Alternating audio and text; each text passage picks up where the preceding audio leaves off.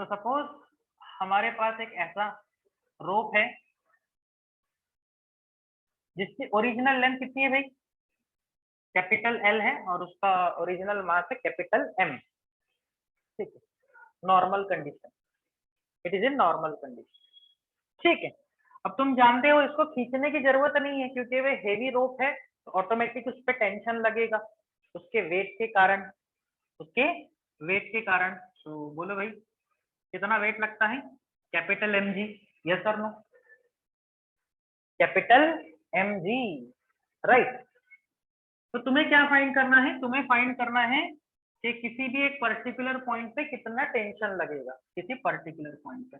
तो मैं इस पॉइंट को पकड़ लेता हूं जो कि मैंने माना ऊपर से कितनी दूरी पर है, एक्स दूरी पर है, कुछ भी दे सकता है एक्स की वैल्यू।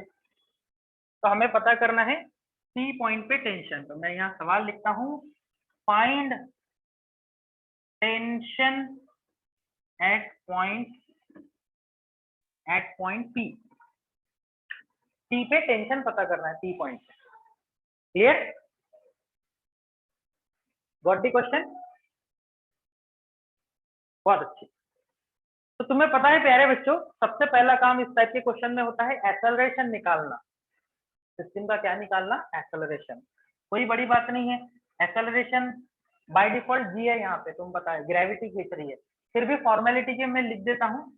एक्सेलरेशन क्या होता है, net force upon total mass.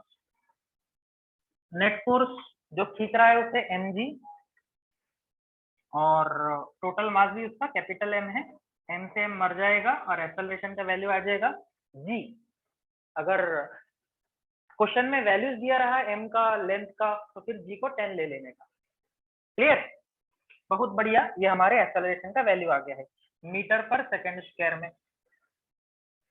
Clear, चलो अब जहां पे टेंशन निकालना है उतने पार्ट का एफबीडी ड्रॉ करना। ध्यान से देखना, कल किसी ने तो डाउट पूछा था, सर टेंशन तो नीचे वाले पार्ट का होता है। नहीं, टेंशन मतलब खींचना।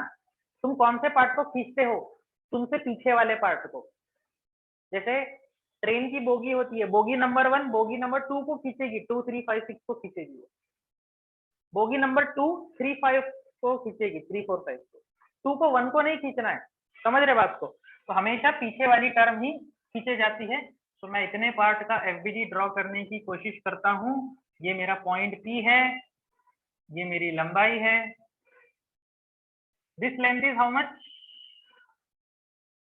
एक्स है ना ये लेंथ। अगर ये वाली एक्स देता तो हम इसको एल माइनस एक्स लिखते थे। याद करो कल का सवाल, याद करो कल का सवाल, समझ गए भाई, बहुत बढ़िया।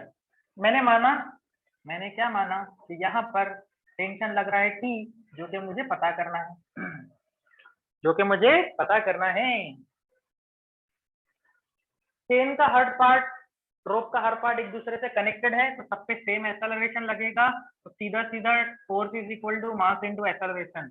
इतने पार्ट का मास कितना है नहीं पता, एम डैश ले लेते हैं। एक्सेलरेशन सबका एक समान है, जी है जी, लिख दो जी, पार्ले जी। तो टेंशन का वैल्यू आ गया है एम डैश जी, एम डैश जी।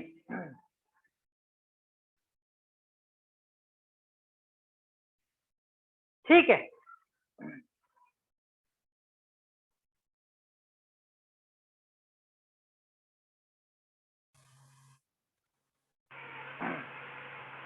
ओके भाई। सो एक्सेलरेशन का वैल्यू जी हमने रख दिया, अब एम डैश को पता करना है, एम डैश को। ठीक है, एम डैश को पता करना है, तो भैया हम इसको किसकी हेल्प लेंगे, लीनियर डेंसिटी की हेल्प लेंगे। Linear density, what is linear density, mass by length होती है।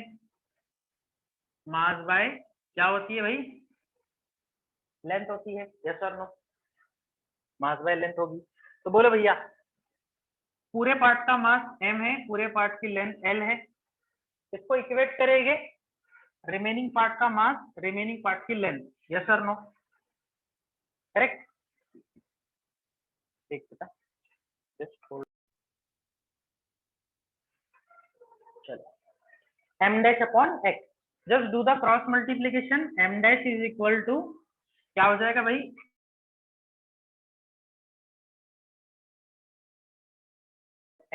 That's it. ये वैल्यू को यहाँ पुट कर दिया जाए तो काम बन जाए। तो टी का वैल्यू आ जाएगा M dash, sorry M dash की जगह पे क्या रखना है, M by L into X into G into G. so this is the value of tension, this is the value of tension, correct. इतना टेंशन लगेगा, मतलब किन बातों पे डिपेंड करता है, जी तो कांस्टेंट है, कि रोप का टोटल मास कितना था, टोटल लेंथ कितनी थी, मतलब उसकी लीनियर डेंसिटी बोलते हैं इसको, न्यू से भी डिनोट करते हैं। एक्स मतलब कितने दूरी पर वो फोर्स लगा है, कितने दूरी पर वो फोर्स लगा है। Clear clear clear clear clear.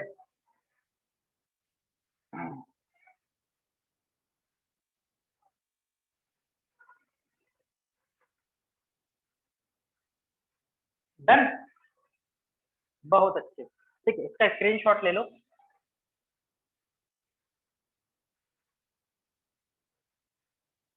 ठीक है, देखो भाई प्रशांत, जो तुमने डाउट पूछा है ना, तुम क्या पूछ रहे हो, देखो ध्यान से सुनो। पेयर जो होती है फोर्स की वो इक्वल एंड अपोजिट होती है, पेयर जो होती है वो इक्वल एंड अपोजिट होती है। ठीक है, अब हमने रिमेनिंग पार्ट का टेंशन निकाला है, रिमेनिंग पार्ट का टेंशन कितना खींचा जा रहा है। अगर तुम्हें फिगर ऐसा दे दिया जाए, देखो इतने पार्ट में कितना टेंशन लग रहा था टी नीचे की ओर, तो इतने पार्ट में ऊपर की ओर कितना टेंशन लगेगा, वो भी तो टी लगेगा ना, कैपिटल टी। और ये वाला पार्ट कितना हो जाएगा, एक्स ऊपर चला गया तो एल माइनस एक्स। तो तुम्हें टेक्स्ट बुक में ये वाला भी टेंशन निकालने दे सकता है, जो शायद तुमने चेक किया होगा और तुम्हें लग रहा होगा कि इक्वेशन ऐसा है। समझ रहे हो बात, इसमें दो फोर्स लगेगी सिर्फ, ये बड़ा फोर्स, ये छोटा फोर्स, और मान लो इस पे एक्सेलरेशन ए इक्वल टू जी नीचे लग रहा है। समझ रहे हो, तो इसमें कैसे निकालना पड़ेगा, एफ नेट बड़ा फोर्स माइनस छोटा फोर्स अपॉन टोटल मास। समझ रहे हो, तो ये वो वाला केस, ये वो वाला case, yes M G minus T करके, नेट एक्सेलरेशन जीरो करके, करेक्ट, ये वो वाला केस है। तो टेक्स्ट बुक में क्या किया है ना, इतने पार्ट को अलग सॉल्व करके दिखाया है, और मैंने जो ऊपर का पार्ट अलग सॉल्व किया उसको अलग दिखाया है। समझ रहे हो, इक्वल एंड अपोजिट पेयर है वो, उससे निकालोगे और इससे निकालोगे आंसर सेम आएगा। ओके,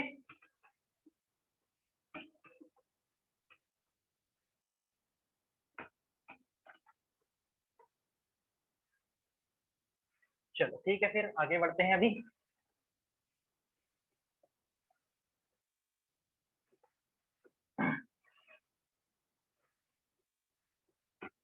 चलो आज हम फ्री बॉडी डायग्राम निकालना वैसे तो हम सीखे हैं, आज उस पर थोड़ा सा और रिसर्च करते हैं कि फ्री बॉडी डायग्राम कैसे निकाली जाती है। FBD, free body diagram, FBD.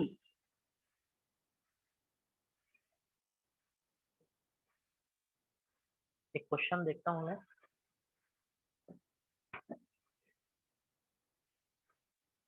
अच्छा, तुमने लिफ्ट वाले क्वेश्चन की प्रैक्टिस किया बच्चों, lift going up, lift going down. Sunday को लॉज ऑफ मोशन पे टेस्ट रहेगा आपका, लॉज ऑफ मोशन पे जितना अपना हो जाएगा ना सैटरडे फ्राइडे तक के, उतना।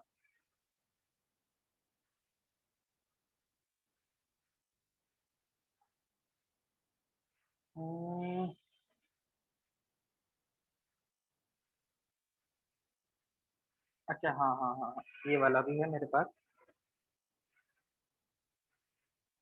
ए B C of mass 2 kg each. Okay, एक सिस्टम दिया हुआ है हमारे पास में, tension between B and C निकालना है। इजी क्वेश्चन है, ऐसे क्वेश्चन हम बहुत कर चुके हैं फॉर प्रैक्टिस पर्पस। ये ए दिया है हमारे पास में 2 kg का, इसका नाम ए है, इसका नाम ए है ए। और इधर बी और सी दिए हुए हैं, उनका भी मास सेम है बोला है। ये बी है, इसका भी मास 2 kg, और एक सी दिया है, इसका भी मास 2 kg दिया है। और हमें बोला है calculate tension between B and C, B और सी के बीच में का टेंशन निकालना है। मुझे फिगर की ओर देखकर बताओ, मैं यहाँ लिख देता हूँ फाइन टेंशन। यार यहाँ नहीं लिखता हूँ मैं, वैसे फ्री बॉडी डायग्राम के लिए जगह चाहिए रहेगी यहाँ पे। इधर देख के बताओ how many cables are there, यहाँ केबल कितने हैं और टेंशन कितने हैं। जितने के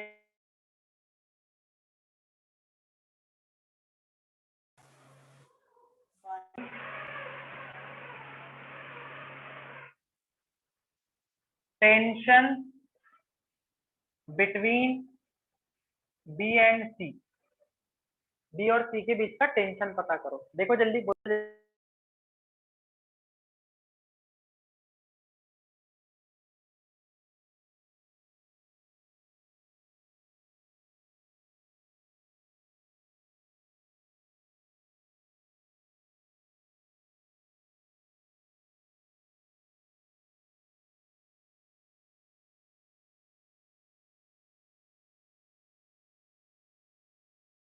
हाँ भाई करो comment, how many cables and how many tensions are there. तो मैंने ट्रिक बताई थी आपको, अगर कितना भी लेंदी केबल हो बीच में कोई ब्लॉक नहीं आता है, ब्लॉक तो समझो सेम केबल है। देखो ए और बी के बीच में कोई नया ब्लॉक नहीं है, सेम केबल, एक ही केबल है एक। फिर अब ब्लॉक आ गया है तो बी और सी के बीच में एक केबल है, तो how many cables are there. दो केबल दो टेंशन, दो केबल दो tension, same cable same tension, no cable no tension. समझ आ गई बात? बहुत अच्छे, बहुत बढ़िया। तो मैं इनका नामांकन कर देता हूँ प्यारे बच्चों। ये देखो, इसको नीचे कौन खींचेगा, इसको नीचे कौन खींचेगा, इसको इसका वेट खींचेगा 2g, 2g। ओके जी, ठीक है। इसको भी इसका नीचे वेट खींचेगा 2g। सबसे पहले मैं जी जी जी पार्ले जी सारे निकाल लेता हूँ। इसको भी इसका नीचे वेट खींचेगा 2g। एक्सेलरेशन का शॉर्टकट क्या है? Net force upon total mass. बोल हाँ या ना? Yes sir. एक्सेलरेशन का फॉर्मूला है net force upon total mass, total mass सारे मासेस। मुझे बताओ राइट साइड में कितना फोर्स लग रहा है जो खींच रहा है, जो एक्सटर्नल है, जो ग्रेविटी खींच रही है? ये 2g और ये 2g। बोल कितना? Very good, very good. 4g खींच रहा है, और जब इसको नीचे खींचेंगे तो ये अपोज करेगा, ये हमें अपोज करेगा। तो अपोज कितना कर रहा है? बोलो बोलो बोलो, अपोज कितना कर रहा है? 2g। समझ आ रहा है? Divide by total mass, total mass. गणित समझ आया? तो 4g माइनस 2g ये हो जाएगा 2g/6, मतलब g/3। g/3 एक्सेलरेशन लग रहा है प्यारे बच्चों सिस्टम पे। सिस्टम पे समझे ना तुम? सिस्टम पे मतलब ये भी g/3 से नीचे जा रहा होगा, ये भी g/3 से नीचे जा रहा होगा, और ये g/3 से ऊपर जा रहा होगा। एग्री? वो तो हम पहले ही प्रेडिक्ट कर चुके हैं। बहुत अच्छे। g का वैल्यू 10 नहीं करना है क्या? Depend on the question. अगर तुम्हारे सवाल में टेंशन की वैल्यू 4g आता है आंसर, g नहीं रखना है। और अगर आंसर आ रहा है तो यहाँ रख दो 10/3।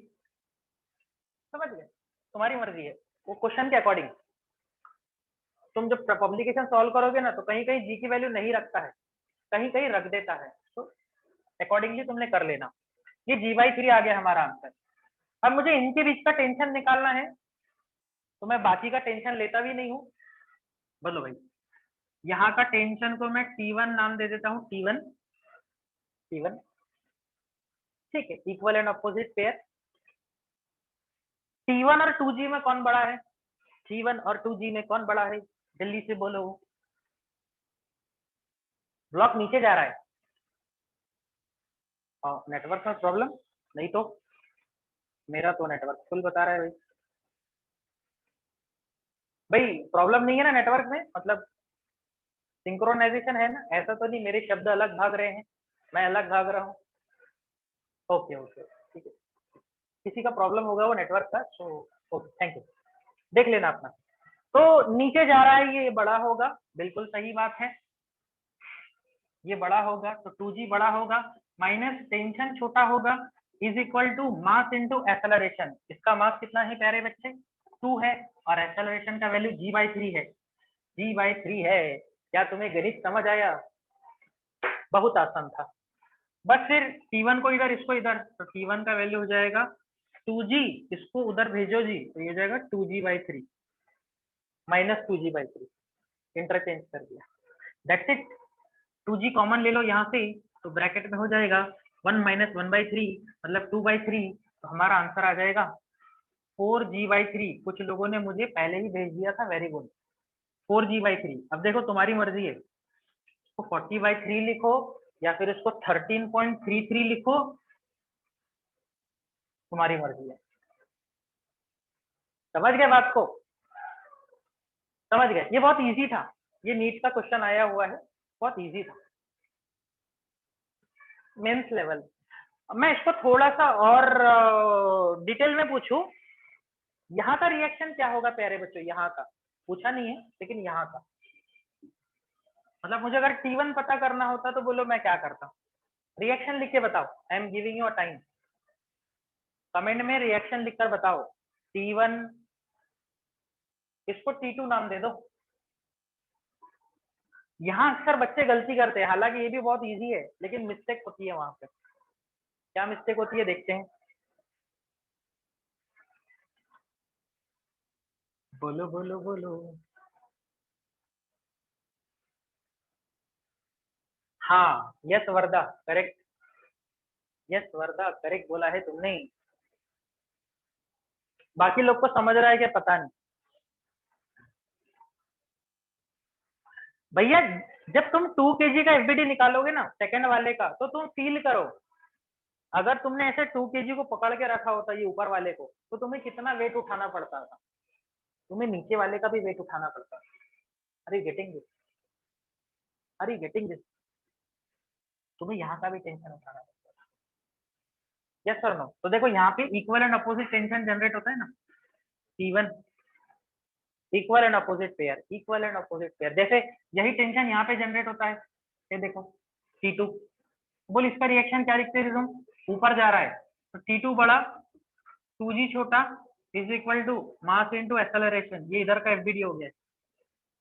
लेकिन सबसे अच्छा एफबीडी ये बीच वाले का होता है, याद करो, यही ब्लॉक जब लीनियर में थे तो मैंने तुम्हें एक बात रटाई थी कि सेंटर वाले का एफबीडी सबसे लास्ट में ड्रॉ करना, उसकी वजह यही है कि उस पर सबसे ज्यादा फोर्सेस लगती है। देखो इक्वल एंड अपोजिट, तो इसका जो रिएक्शन है नीचे जा रहा है, तो नीचे कौन कौन खींच रहा है? T1 भी नीचे खींच रहा है, 2G भी नीचे खींच रहा है, और ऊपर कौन कोशिश कर रहा है? T2 इज इक्वल टू इसका मास इंटू इसका एक्सेलरेशन, 2 इंटू 2G/3। तो बच्चे ये T1 भूल जाते हैं, यहाँ पे T1 भूल जाते हैं, उनको लगता है T1 तो इसका टेंशन है। टेंशन किसी का नहीं होता, टेंशन इंटरनल होता है, मतलब इक्वल एंड अपोजिट पेयर होती है। बोलो बोलो भैया, भाषण समझ आया क्या?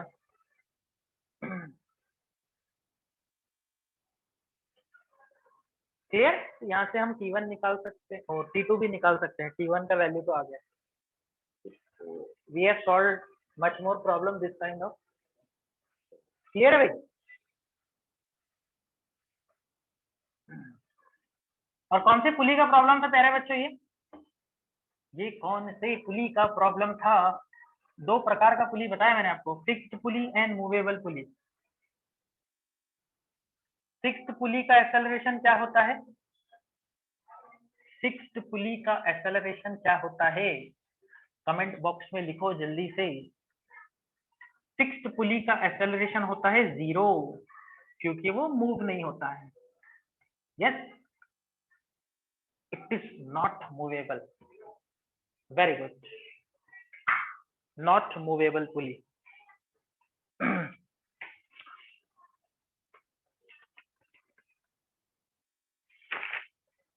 चलो सेकेंड लॉ का एक और क्वेश्चन करवाता हूं मैं।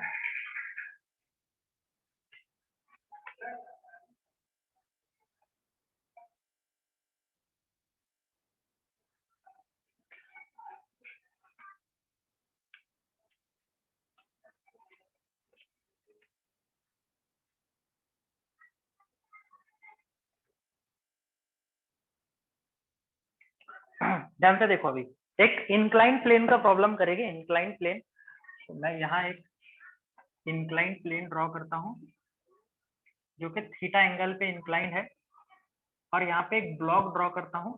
पहले इसको जनरलाइज करेंगे, m kg का ब्लॉक लिख लिया मैंने, ठीक।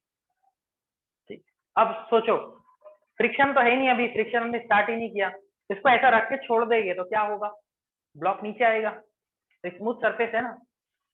तो ब्लॉक को नीचे आने से रोकने के लिए इधर क्या लगानी पड़ेगी, पकड़ के रखना पड़ेगा ना, फोर्स लगानी पड़ेगी। यस, तो मेरा सवाल क्या है, find minimum force required to keep block in equilibrium। वो कम से कम कितनी फोर्स होगी जो हमारे ब्लॉक को, वेरी गुड, इक्विलिब्रियम में रोक के रखेगी। जैसे इमेजिन करो ऐसे ब्लॉक टेढ़ा है, मैंने ऐसे एक उंगली से पकड़ के रखा, ब्लॉक हेवी है, रोकेगा क्या, नहीं, मेरे हाथ को खींच के लेके चला जाएगा वो।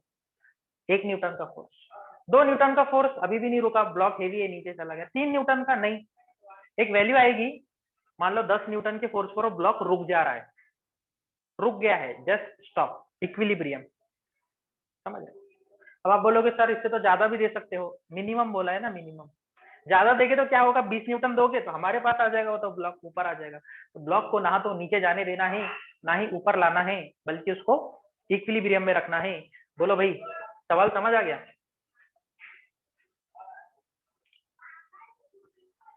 चलो फिर इसको इक्विलिब्रियम में रखते हैं। तो न्यूटन बाबा ने बताया था कि इक्विलिब्रियम मतलब फोर्सेस को बैलेंस करना। तो कौन किसको बैलेंस करता है, लेट अस चेक। बोलो भाई, सबसे पहले बॉडी पे कौन सा फोर्स लगता है, नेचुरल फोर्स, बोलो बोलो भैया, सबसे पहले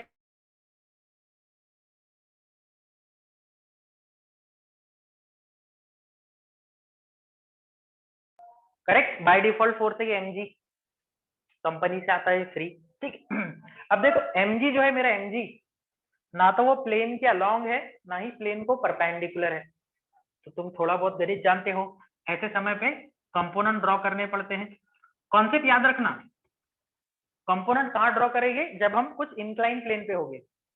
और किस डायरेक्शन में कंपोनेंट ड्रॉ करने होते हैं, along the plane and perpendicular to the plane. देखो अलोंग द प्लेन, ये वाला, ये प्लेन के अलोंग है, दिख रहा है, और ये परपेंडिकुलर टू प्लेन है, ऐसे प्लेन को परपेंडिकुलर, आ रहा है फील। तो ये एंगल भी थीटा होता है, angle between lines and perpendicular से, ये थीटा, तो ये भी थीटा। तो बोलो भैया, ये थीटा की एडजेसेंट साइड है, एडजेसेंट, एडजेसेंट साइड किसकी डेफिनेशन होती है, कॉस थीटा की, राइट। और रिमेनिंग साइड क्या होती है, साइन थीटा।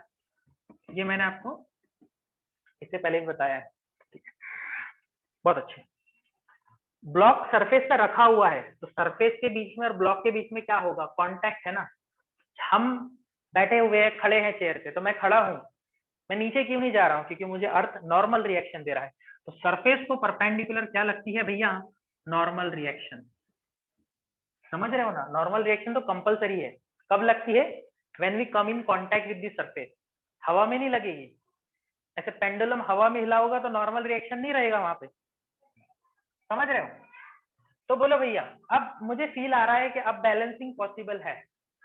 बोलो कौन किसको बैलेंस कर रहा है, ऐसे लग रहा है जब मैं इसको ऐसे खींच रहा हूँ एफ, तो मुझे ये अपोज कर रहा है, एफ को mg साइन थीटा। और ब्लॉक ऊपर क्यों नहीं जा पा रहा है, क्योंकि उसे mg साइन थीटा नीचे खींच रहा है। और नीचे क्यों नहीं जा रहा है, क्योंकि उसको नॉर्मल रिएक्शन ऊपर खींच रहा है, इक्विलिब्रियम। तो हम लिखते हैं इन इक्विलिब्रियम, क्या होता है इक्विलिब्रियम मतलब नेट फोर्स जीरो। तो बोल भैया किसने किसको बैलेंस किया, एफ ने बैलेंस किया mg साइन थीटा को, और नॉर्मल रिएक्शन में बैलेंस किया mg cos थीटा को। क्या तुम्हें ये शब्द समझ आए, see this is the called condition for equilibrium, this is called condition for equilibrium,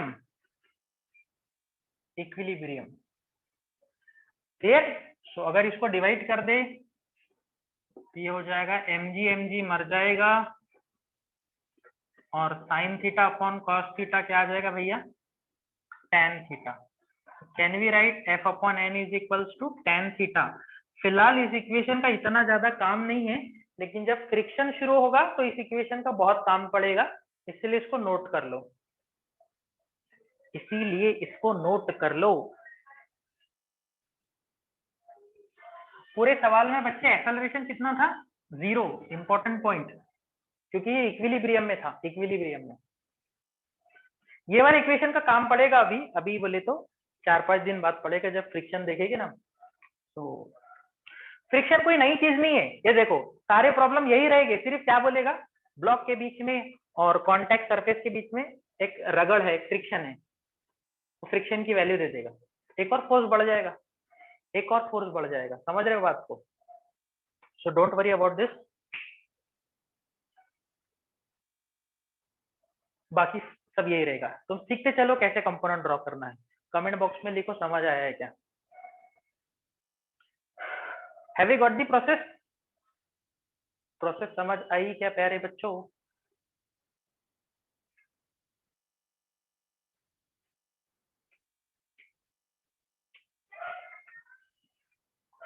okay, सो एक बार फिर से रिपीट कर देता हूं। ब्लॉक को इंक्लाइन सरफेस पे रखा है, ऐसे टेढ़े सरफेस पे रखा है, और इक्विलिब्रियम शब्द यूज किया है क्वेश्चन में, मतलब बैलेंस करना है फोर्सेस को। तो सबसे पहला काम नेचुरल फोर्स mg ड्रॉ कर लेना, which is always in downward direction towards the centre of the earth. फिर हमने देखा ये जो हमारी mg है, ना ही ये सरफेस को पैरेलल है ना ही परपेंडिकुलर है। देखो अगर ये सरफेस ऐसे होता, देखो देखो,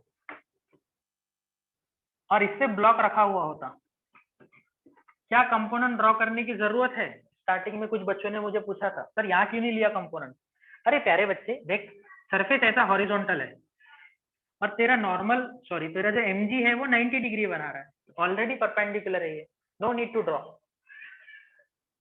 कब ड्रॉ करने की जरूरत होती है? जब ना ही वो पैरेलल ना ही परपेंडिकुलर। तो देखो mg ना तो हमारे इंक्लाइन प्लेन को पैरेलल है ना ही परपेंडिकुलर, तो दो कंपोनेंट निकालेंगे, एक परपेंडिकुलर एक पैरेलल, दिख रहा है अलोंग। फिर एडजेसेंट कंपोनेंट cos थीटा होता है और रिमेनिंग कंपोनेंट sin थीटा होता है। फिर हमने फिगर के अकॉर्डिंग उसको बैलेंस कर दिया, बैलेंस कर दिया। समझ गए क्या बात को? बोलो बोलो भैया, कोई डाउट इसमें?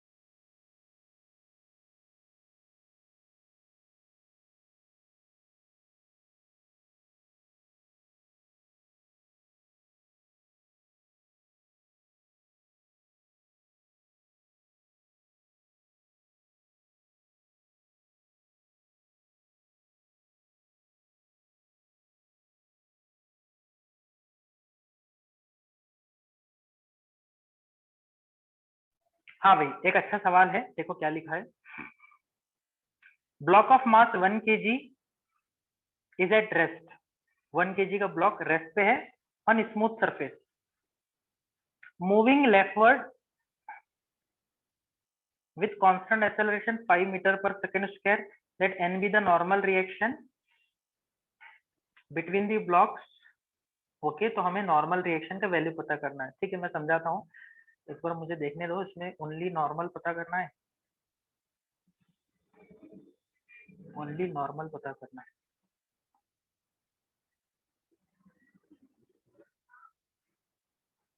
ओके ये भी एक अच्छा सवाल है, ध्यान से सुनना, ये कॉन्सेप्ट ध्यान से सुनना। इस कॉन्सेप्ट को बोला जाता है स्यूडो एक्सेलरेशन। स्यूडो, बच्चों स्यूडो का मीनिंग क्या होता है? What is mean by pseudo? Comment करो तो भाई, स्यूडो का मतलब क्या होता है? स्यूडो, स्यूडो का मतलब होता है इमेजिनरी। स्यूडो का मतलब क्या होता है? इमेजिनरी। जैसे मैं एक छोटा सा एग्जांपल देता हूँ, तुम्हें समझ आएगा। तुम कार में बैठे हुए हो, तुम पानी पी रहे हो धीरे धीरे, कार रेस्ट में है, तुम पानी ऐसे ऊपर से पानी पी रहे हो ऐसे बॉटल से, मान लो कार रेस्ट में है, तुम पानी पी रहे हो आराम से, सडनली कार स्टार्ट हो जाती है, सडनली कार स्टार्ट हो जाती है, सडनली ड्राइवर ने बोला ही नहीं और सडनली उसने झटका मार के स्टार्ट कर दिया। पता पानी कहाँ गिरेगा? पानी तुम्हारे माउथ में जाएगा, पीछे गिरेगा कि ड्राइवर के हाथ पे जाएगा? फील करो, जल्दी से बोलो, इंटरेस्टिंग चीज है। तुम बैठे हुए थे कार में, सडनली कार स्टार्ट होती है, पानी कहाँ गिरेगा? यस, श्रवण, प्रशांत, आर्या, जोया, समझ आया तुम्हें? तुम्हें पता है पानी तुम्हारी आंख पे गिरेगा, या हो सकता है पीछे वाली सीट पे गिर जाए, ज्यादा जोर से स्टार्ट हुई तो। समझ गए? तो मुझे एक बात बताओ, यहाँ क्या हुआ? कार जो ओरिजिनल बॉडी था कार, उसको एक्सेलरेशन कहाँ लगा? फॉरवर्ड डायरेक्शन में। जो तुम्हारे हाथ में पानी था उसको एक्सेलरेशन कहाँ लगा? बैकवर्ड डायरेक्शन में। उसको एक्सेलरेशन कहाँ लगा? बैकवर्ड डायरेक्शन में। समझ रहे हो? इस एक्सेलरेशन को बोला जाता है स्यूडो एक्सेलरेशन। स्यूडो मतलब वो इमेजिनरी है, जो तुम्हारे बाजू में बैठा वाला है उसको उससे कोई मतलब नहीं, उसको फील ही नहीं आया कि क्या हुआ। समझ रहे हो? तुम्हें पता चला कि यार ये पानी पीछे जाके गिरा है, जो एक्सपेरिमेंट में होता है उसे ही फील आती है। जैसे तुमने सेंट्रीफ्यूगल फोर्स पढ़ा होगा सर्कुलर मोशन में, कि भाई जो बस टर्न लेती है तो हमें ऐसे लगता है हम बाहर गिरने वाले हैं, तो ये किसे फील आती है? जो विंडो सीट पे बैठा होता है। ठीक है, यस बिल्कुल सही आयुष, इनर्शिया के कारण होता है, इनर्शिया के। बॉटल को पता ही नहीं, बॉटल के जो पार्टिकल है उनको पता ही नहीं है कार कब स्टार्ट हो गई है, वो तो अपनी मस्ती में जा रहे थे। समझ रहे हो? जैसे वो बुलेट वाला एग्जाम्पल, कांच का शीशा बाकी का फूटता ही नहीं है, उनको पता ही नहीं चलता है, जब तक पता चलता है काम हो चुका होता है। सो ऐसे ही दूसरा एग्जाम्पल, जब हम बस में बैठते हैं, सडनली बस को ब्रेक लगता है तो हमारा आधा बॉडी सामने की ओर आ जाता है, ऐसे हम गिरने वाले हैं। बाकी का बॉडी ऐसे रहता है अपनी जगह पे, क्योंकि पैरों को पता है, पैर स्टिक है हमारे अर्थ सरफेस से, बस से, उनको पता है कि बस रुकने वाली है। लेकिन बाकी बॉडी जो मोशन में होती है, बस के साथ मोशन में होती है, वो बॉडी को पता ही नहीं होता है बस ने ब्रेक मार दिया है। जब तक पता होता है अपन सामने वाले को धक्का मार चुके होते हैं। समझ रहे हो? तो ये इनर्शिया का कॉन्सेप्ट है, आधी बॉडी इनर्शिया में होती है, आधी बॉडी एक्टिव होती है, ऐसा समझ सकते हो। ठीक है, तो ये भी स्टीरियो टाइप का एक्सेलरेशन है, ध्यान से सुनना। यस, वो लेग क्यों मूव नहीं होते हैं, वो हम चिपके होते हैं, स्टिक होते हैं, वो बात का पार्ट है अपना, डिस्कशन नहीं तो फिर बैठ जाएगा अपन ज्यादा उस पर चर्चा करेंगे। तो मैं ये बताना चाहता हूँ, अगर मैं एक इंक्लाइन प्लेन लू, उस पर एक ब्लॉक लगाऊं, स्मूथ सरफेस, और अगर इसको रेस्ट में रखूं, सारे सिस्टम को रेस्ट पे रखो, ये जो सरफेस है ना इसको वेज बोला जाता है, वेज, WEDGE, वेज लिखा था इसको। ठीक है, ध्यान से सुनो, अगर मैं इसको ऐसा का ऐसा रख दूं तो क्या होगा बोलो? ये ब्लॉक नीचे आ जाएगा, ये ब्लॉक क्या होगा? नीचे आ जाएगा, नीचे आ जाएगा। मुझे इसको नीचे नहीं आने देना है, मुझे इसको नीचे नहीं आने देना है, तो मुझे बताओ मैंने ब्लॉक को किधर ले जाना चाहिए, राइट या left, so that block can be stationary. जैसे ये मैं हाथ ऐसे रखता हूँ और पेन ऐसे रखता हूँ, रेस्ट में रखता हूँ तो पेन गिर जाएगी। हाँ, लेकिन हाथ को ऐसे घुमाऊंगा ना, ऐसे जोर जोर से गोल घुमाऊंगा, ये देखो ऐसे गोल घुमा रहा हूँ, पेन नहीं गिर रहा है। समझ रहे हो? तो ब्लॉक को किधर ले जाना चाहिए, लेफ्ट या राइट? लेफ्ट या राइट? स्यूडो एक्सेलरेशन सोचो, अपवर्ड नहीं लेके जाएंगे क्योंकि हमें इसको सरफेस के साथ ही रखना है, अपवर्ड डाउनवर्ड ऑप्शन नहीं है। क्यों? हवा में लेके नहीं जाना है उसको, हमें मोशन करवानी है सरफेस पे, स्मूथ सरफेस पे मोशन करवानी है। देखो, अगर हम इसको ऐसे खींच लूं, ऐसे खींच लूं तो ब्लॉक तो बेचारा पीछे रह जाएगा, तो पीछे रह जाएगा, वो तो आने ही नहीं वाला है। अगर मैं इसको इधर लेके जाता हूँ, इस वेज को मैं इधर लेके जाता हूँ लेफ्ट में, तो देखो it is just like a car, car जा रही है आगे और ब्लॉक समझो ग्लास है, ग्लास, तो ग्लास का पानी कहाँ जाएगा, पीछे जाएगा, पीछे जाएगा। फील आ रहा है क्या? ये आगे ये पीछे, ये आगे ये पीछे, बोलो भाई।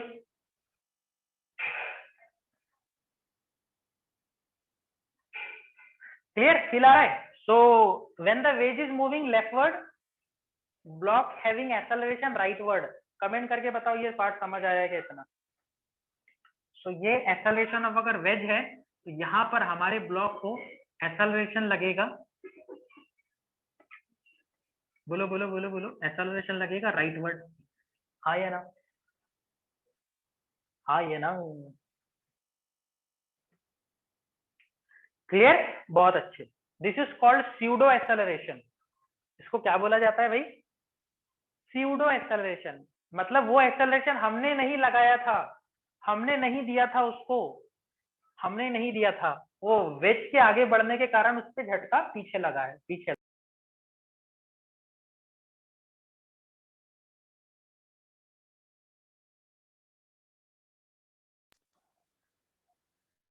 क्लियर? सो अगर इसको मास से मल्टीप्लाई कर दे, मास से मल्टीप्लाई कर दे तो एम ए फोर्स आगे लग रहा है, तो कितना फोर्स पीछे लग रहा है?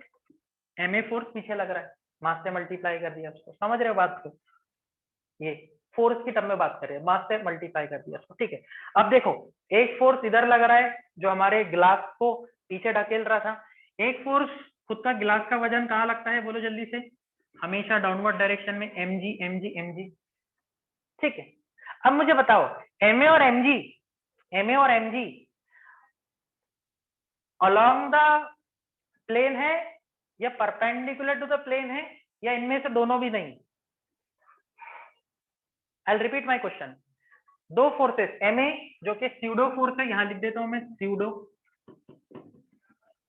एम जी जो कि डाउनवर्ड है, और दोनों को ध्यान से देखो, दोनों फोर्स अलोंग द प्लेन है, परपेंडिकुलर टू प्लेन है, या फिर कुछ सर्टेन एंगल पे है?